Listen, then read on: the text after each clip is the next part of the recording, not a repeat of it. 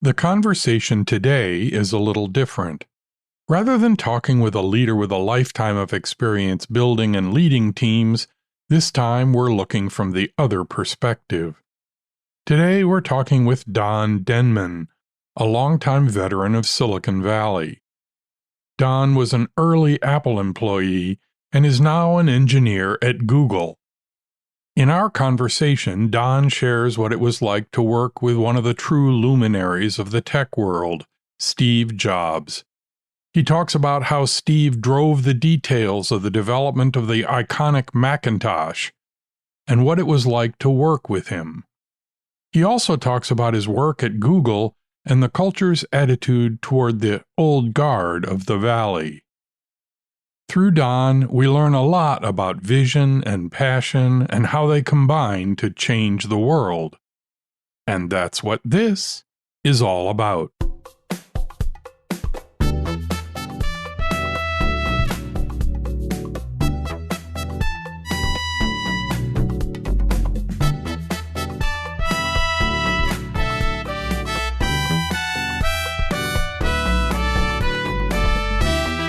This is Leading Smart, the show about managing in the brainpower age. It's a field guide to the joys and challenges of leading and working in the modern workplace. I'm Chris Williams, your guide to the stories and ideas that I hope will inspire you to be a better leader in the world of knowledge work. This time we talk with a longtime engineer in the tech world. This is episode 230, my conversation with Donn Denman.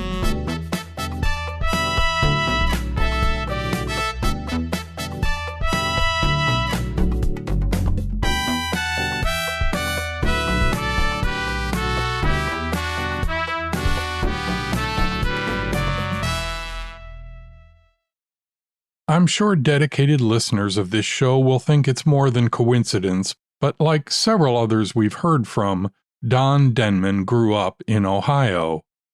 He lived in Yellow Springs, the home of Antioch College, where his father was a professor. Antioch is a work-study school with lots of internships. And while pursuing his degree in math and computer science, Donn came to Silicon Valley to search for an internship. In December of '78, I came to Silicon Valley and looked for a job. And in January of '79, I went into the lobby of Apple and I asked to see Steve Wozniak, or the VP of engineering. And the minute I stepped in, there was a receptionist who was constantly saying, "Apple computer, can you hold please? Apple computer, can you hold please?" And that went on for several minutes before she would talk to me. But then she said I could sit down and wait for one of these people. And long story short, I was able to get a real interview the next day and got hired as an intern, because it's easy to sell yourself as an intern. I'm either going to be great, you can rehire me when I graduate, or I'll be terrible and I'll automatically go away. So was that internship, was that the between years in college, like between high school or between junior and senior year or something?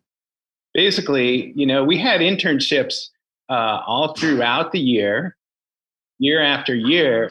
So they didn't have to be summer internships. And I had room in my schedule for another internship, even though I didn't really need one. And I said, well, I'll pretend I just graduated and go look for my dream job. And I ended up at Apple. And so they gave me an offer to come back full time. What originally got you to Silicon Valley from Ohio? Did you just sort of know that's where the center of the world was and you wanted to be there? That's right. And my computer science instructor coached me, and he said, I have a graduate who lives over here in Silicon Valley. You should go, live with him until you can find a job. And he said, he's been working at this little town. There's this little dot on the map called Cupertino. And so I went to Cupertino. That's where Apple was.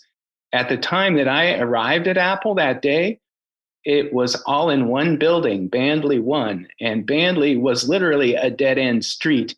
And all of Apple was in one building with production in the back half. And so that was sort of like a light industrial complex or something where they had a garage bay in the back and they were building things in the back? Yeah. So, that's right. so you had to be in the first couple dozen employees, right? No, I was employee 228. So, okay. So there were more people than I thought. Yeah, a couple hundred people. And that first day when I was sitting in the lobby waiting for somebody to come talk to me, the VP of engineering, somebody sat down next to me and talked to another visitor and said, Apple sold more computers in the month of October than in the previous year. And I thought to myself, I want to join this company, but I wonder who this guy is. He wasn't wearing a tie or anything. Turned out he was the president of Apple. I didn't know that then. But that's the way Apple was. The culture was a little different. Yeah. And what did you start working on when you got there? I was working on a version of BASIC for the Apple II that would be subsequent to the Apple Floating Point BASIC, which was a Microsoft BASIC. And I worked on some numerical functions for that BASIC, but it never shipped. Okay. And then later when you were working, you actually were the guy who wrote Mac BASIC. That's right. The interpreter? I worked on Mac BASIC. I was the lead for that, and I had a helper most of the time. And it was originally scheduled to be part of the original Macintosh launch, but one of my coworkers quit. And so I wasn't able to make the schedule. And so then it was supposed to come out a year afterwards, but there was a high profile deal between Microsoft and Apple in which they killed it. Was most of your work in those first few years on language? I mean, on the basic language? That's right. Yeah. The Apple II BASIC that I worked on as an intern evolved to an Apple III BASIC for the Apple III. And because I was the main BASIC guy and they wanted BASIC on the Macintosh, they recruited me to join the Macintosh team. So I did and started the Mac BASIC project. And Steve often said, I want Mac BASIC to be lean and mean. And that is the primary guidance that I got on what to build and how to do it. Those first early years, I mean, you're there as, the first couple hundred employees are around. Was it everything that we've all heard about the Valley at the time, sort of the wild and crazy bunch of kids getting together, let's play Defender all night kind of world? Yeah. I would say it was. Especially working on the Macintosh, there was a lot of pressure. We got T-shirts at one point that said 80 hours a week and loving it. And that was in the year or two before the Macintosh shipped. We really pushed hard to make that work. And there literally was a Defender machine in the lobby. And there's some good stories about that. Yeah, I think I recall seeing a good story or two about that. Part of the experience was you'd be programming away, you'd get tired, and you needed something to invigorate you. And there's nothing like going to a video game and struggling for your life for a minute to get that adrenaline going, then you go back to work. So at that time, both Steve and Steve were there.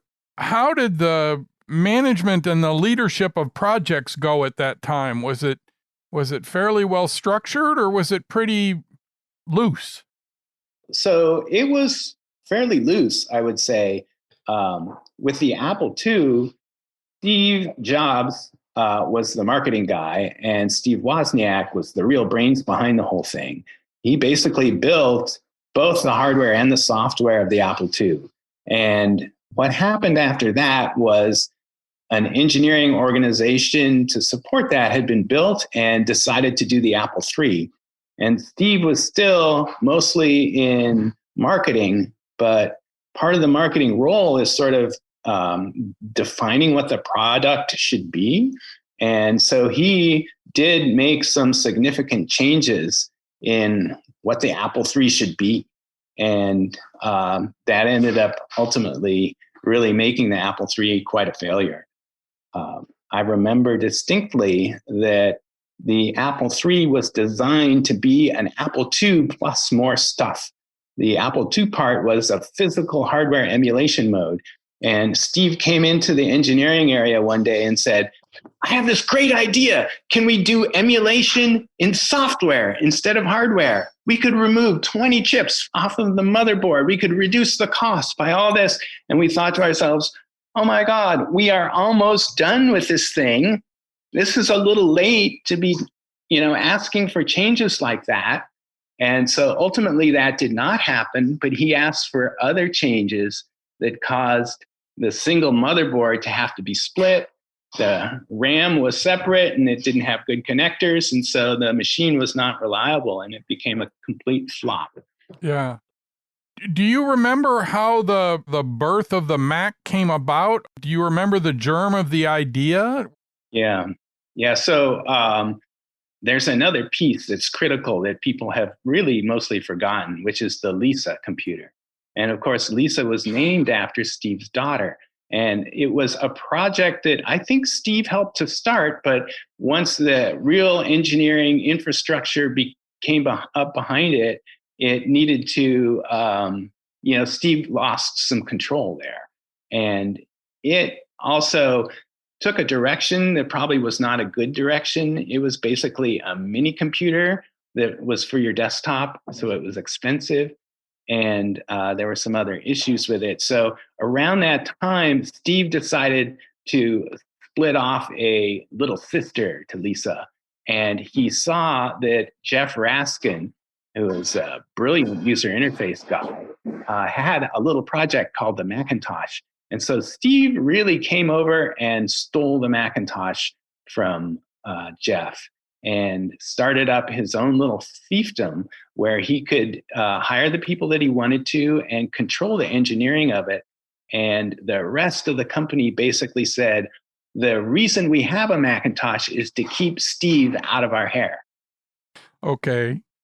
Yeah, and so of course what the Lisa and the Mac shared was the GUI. These were the first commercial products that featured a GUI as the primary user interface and had a mouse. And so there was a high-end one and a low-end one. And the Mac was really designed to be just all-in-one, very inexpensive, and for the masses. Was there a clear vision for the Mac? I mean, was it obvious, and not for the Mac, but for the GUI as a whole? Was there a clear vision? Was that really well understood in the whole company, what it needed to look like and be like? Not at all. There was inspiration from Xerox PARC. At one time, a group of people went and saw the Alto at Xerox PARC and saw what a GUI could be. But we had to bring that back and refine it and distill it into something that really worked well for a small black and white screen. And the Lisa team was doing its own similar development on the GUI. We knew we needed drop-down menus, but we didn't know how they should look. Should you be able to invoke a menu from a keyboard, and how, what is the command key like, and how do you reflect that in the menu? The actual title bar of a window, how that looked and is laid out with the title, and then some graphical stuff to make it look heavy, and close box, and all of those things evolved. And often there was animation, like if you started to click on the close box, it would turn into an asterisk to show you that, yes, you are actually clicking on it, and it was ready to do something if you let the mouse up. And so I was privileged to be part of that team and see the cycle of innovation between Steve and the key developers of the Mac operating system, primarily Andy Hertzfeld and the people that were working on the Finder, and Bill Atkinson, who was working on Mac Paint. And so the pieces came up little by little, and Steve would come in and say, show me the show me the title bar, show me the drop down menus. And then he would say, this is shit. And usually the engineer would say, no, this is great. And here's why it's great. And the fact that Steve pushed them and criticized them, got them to defend themselves and articulate what was great about their design. And then they iterated. Often there would be a new, better path forward that was designed on the spot there. And then the engineer would say, I'm going to do it tonight. I'll show it to you tomorrow. And Steve would come back the next day and he'd look at it, and that cycle of evolution continued. And, that's why we were working 80-hour weeks, is because you had to get it done for Steve the next day. Was that style of sort of iterative working, do you feel like that was intentional, or was that just sort of how it happened to develop? I think it's a combination of both. That is an excellent question.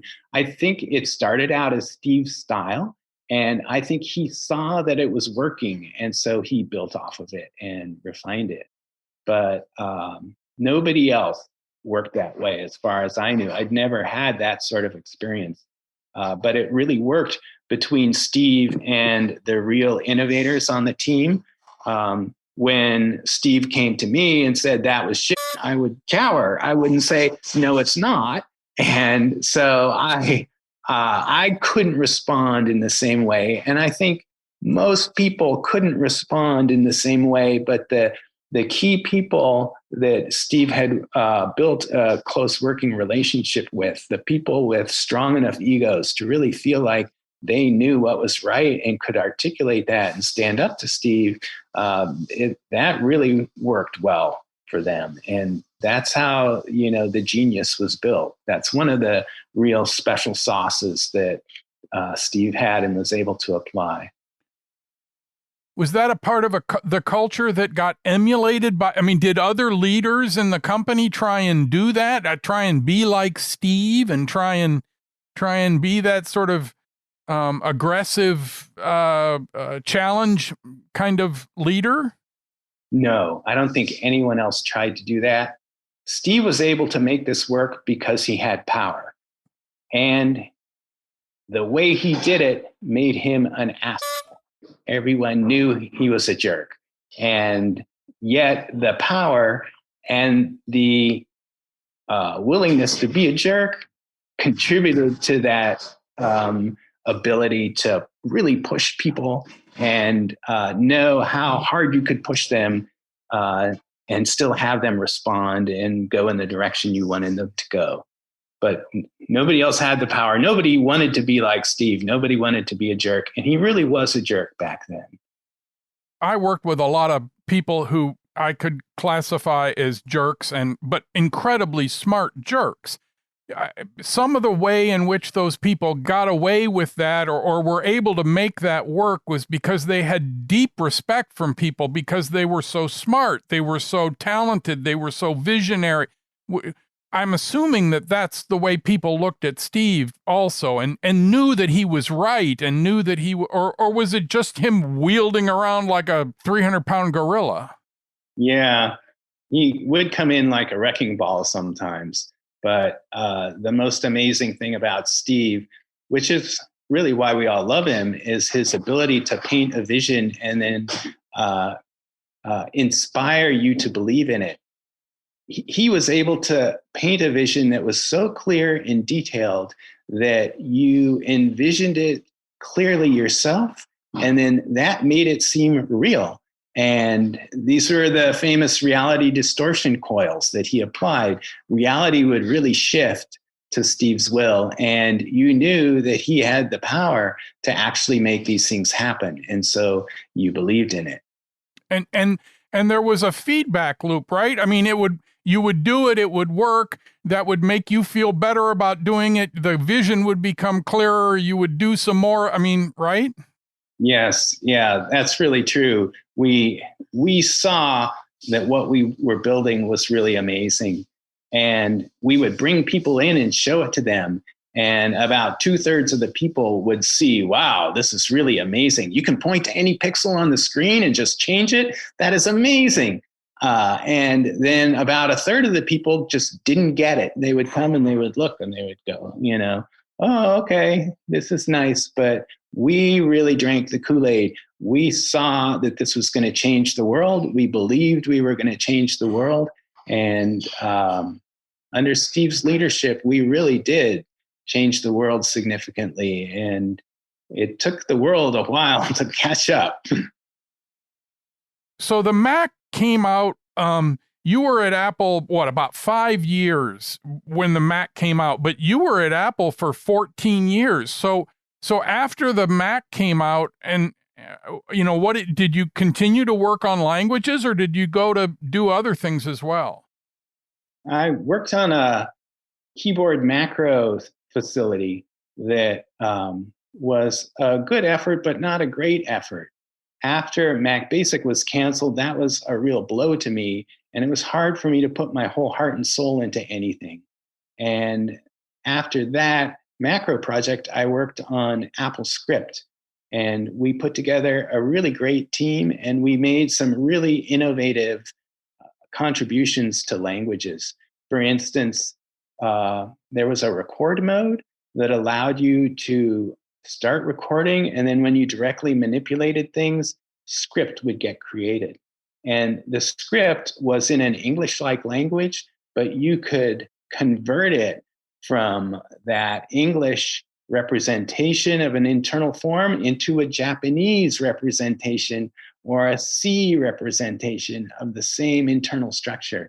So it was incredibly innovative for its time, and it is still in use today as a system for automating other applications. So I am really proud of that.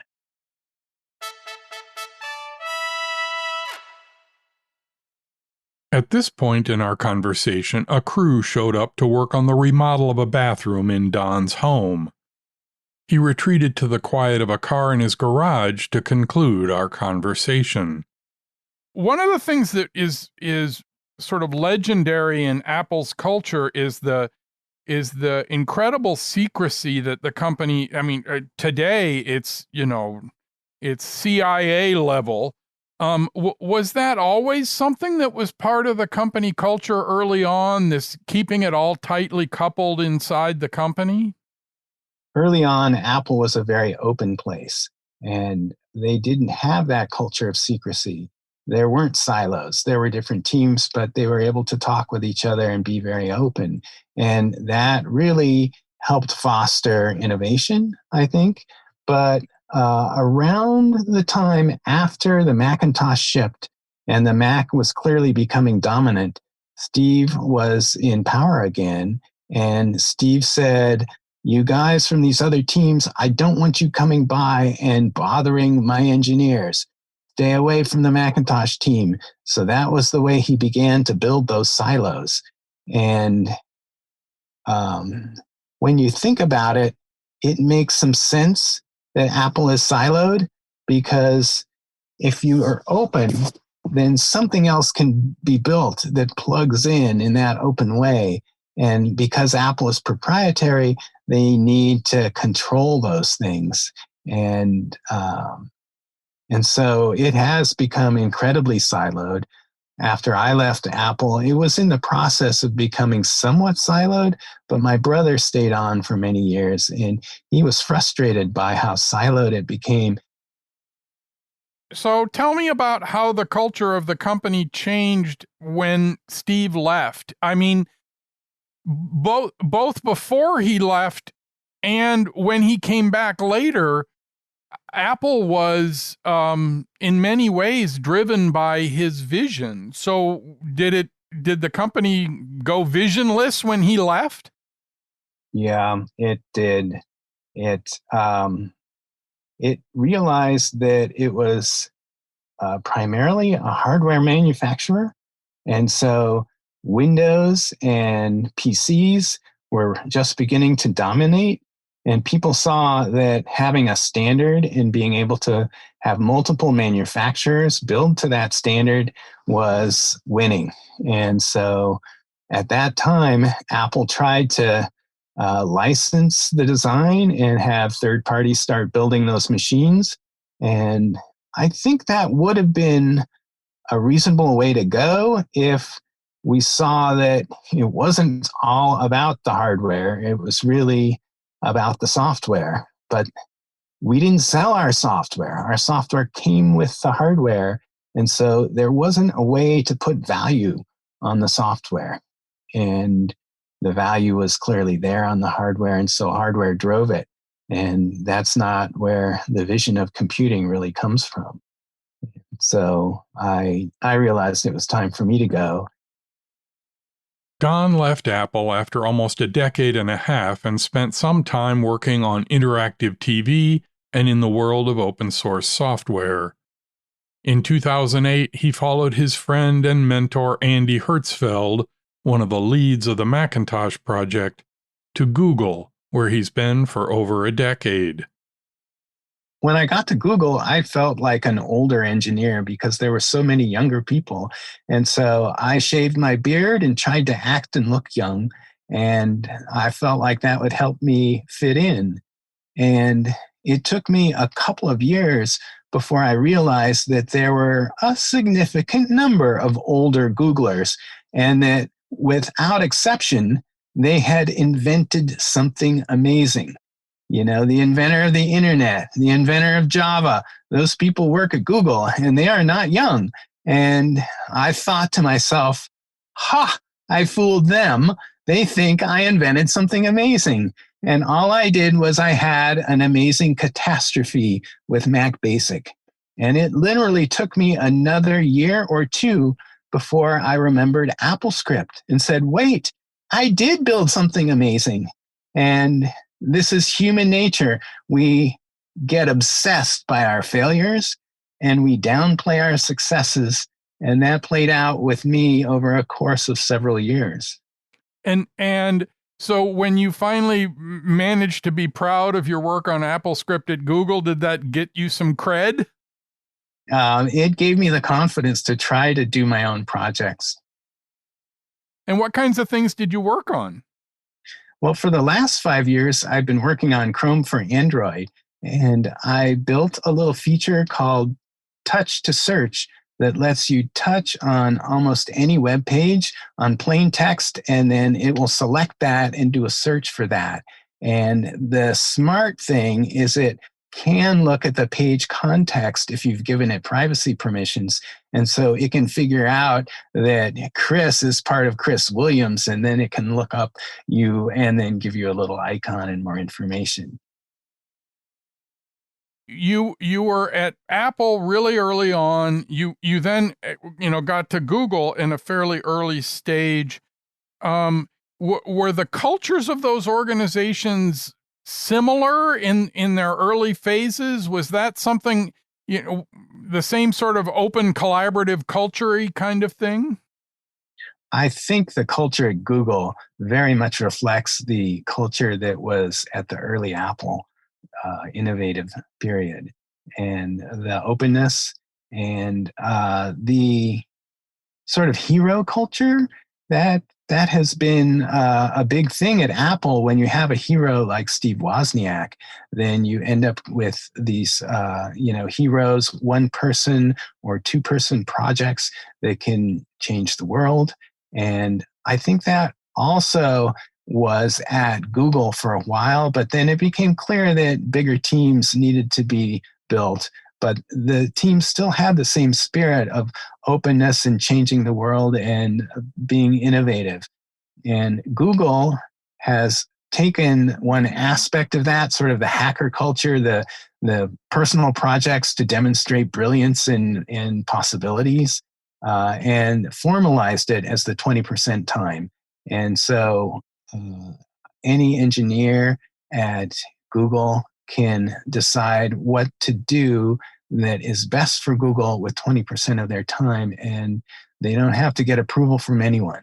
And that, I think, really has been a force for innovation. There's some famous projects that came out of that, like Gmail. And I saw some amazing projects at Apple that were through the same spirit. There was a project called Alice that was like a Alice in Wonderland on the chessboard that was built for the original Mac during that original Mac development time. And there were so many things like that that were really inspiring. So how does the 20% thing work? Do you is it I use Fridays, or is it sort of an honor system about what 20% really is? I think it is an honor system, and it's flexible. You can spend the time as you see fit. They do not want you to sort of stack it up and say, I haven't done the 20% for 2 years, so now I'm going to take 2 months working on X. That doesn't work. But other than things like that, your manager supports you in that. And what I have found over the last few years is that it really plays out in two ways. In one way, because engineering time is scarce, if an engineer volunteers to do a specific thing, then all the infrastructure kind of lines up behind that. You know, the UX and the testing team and the management and the processes. And so you can actually make projects. You can bring something to life and get evaluated if you can contribute the 20% time. And often those innovative ideas will gather other 20%ers so you can put together a whole team and actually make something start to happen. But that is quite uncommon. What normally happens is everyone just decides they would be best off doing their normal work for their 20%. And so nothing ever gets done. But occasionally people will say, I'm thinking of switching teams. I want to go join this other team. And the way they do that is they do 20% work on the other team. And that allows people to get to know each other and to decide whether it's a good fit culturally on both sides. And then that really greases the wheels for the transition. Yeah. Does the 20%, do things pop out of the 20% and grow into full-blown, orchids? Yeah, absolutely. In fact, I started a little project on Chrome for Android, and it is a real project now. It hasn't launched yet, but if it gains traction, it can get, official blessing, and then.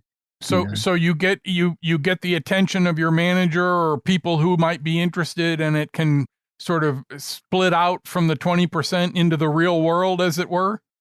Yes, yeah. And the way it works at Google is we have OKRs, objectives and key results, and we put those on a list, and those are our formal goals every quarter and every year. And if something is showing promise as a 20% project, then often it'll just get put in the OKR for the next quarter. And now it has become a legitimate project that is an official goal for the team.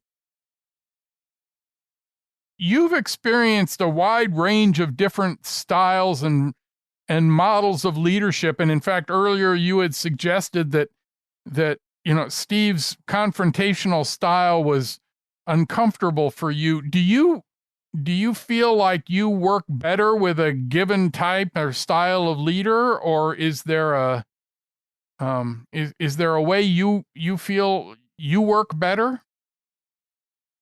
I think for me, I get inspired to bring something to life, to take an idea and make it reality. And that really excites me. And so if I can work on projects that have that aspect, then I'm happy to put in a lot of time and effort. But with almost any project, there's some grunt work that has to be done. And I'm not very good at doing that grunt work. So a manager that can set goals and deadlines for me and allow me to sort of intersperse the grunt work with the inspiring stuff, that really works for me. Yeah. One of the things you said when we were talking on the phone was absolutely fascinating. You said that you likened leadership to raising children. Expound on that. Leadership, we often think of it as being the person that motivates an entire group, that there are certain qualities and unique aspects of the leader so that they can get an entire group to work together and head in the same direction. But that same set of qualities is needed just for you to do something simple like go on a hike. You have to decide where you're going to go. You have to get inspired, and then you actually have to go do it. And you have to decide along the way whether to follow through with that decision or to make changes when new data comes in. And I think that's one of the hardest things about leadership, is knowing when to stick to your decision and when it's okay to change. And some things were very difficult for me with leadership because I was a little brother, and so I was naturally a follower. I think many of us are natural followers. So for me, I'm a natural follower, and just doing something like learning how to dance with my wife and being the lead in the dance partnership was very difficult for me to do. But learning leadership through little ways like that, little ways where it's okay to fail, I think teach you how to become a leader in the bigger ways. Like once you have children, now you're leading or co-leading a family, making decisions like where you're going to live and what job to do and how to raise those kids as best you can. And so we have real challenges in leadership in our everyday life. And I think that grows and spills over into our abilities as leaders, as company leaders and business leaders too. Do you feel like the more you've experienced different styles of people in your work leadership life, that's helped you understand more about yourself? I think it has, yes. I haven't thought of that until you asked me that, but when leadership is a challenge for many of us, and so we learn what we can do and we learn what styles we can take.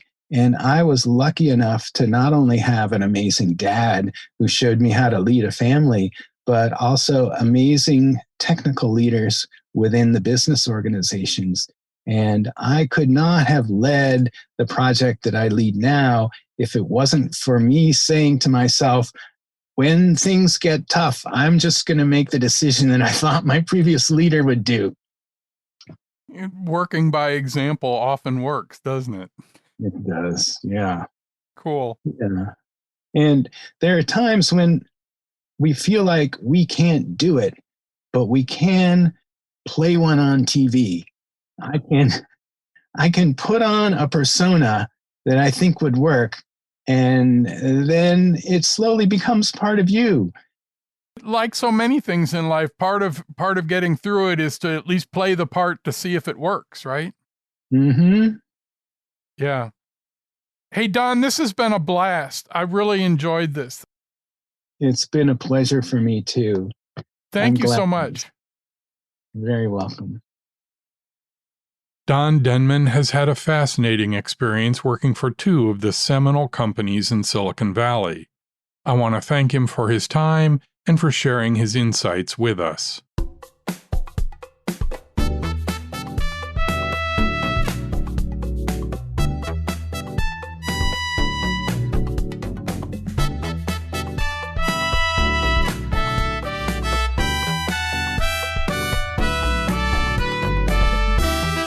Leading Smart is from me, Chris Williams. You can find out more about the show and discover other resources for leaders at my website, clwill.com. I'm sure you know someone else who'd like the show. Please share it with them, or spread the word on social media. I'd also love your feedback.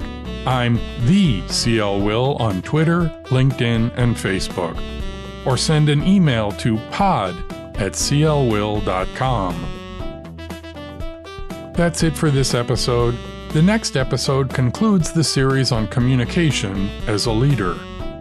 We'll broach a very touchy subject, swearing in the workplace. I hope you'll listen. Until then, please remember that each of the several dozen decisions you make today are part of Leading Smart.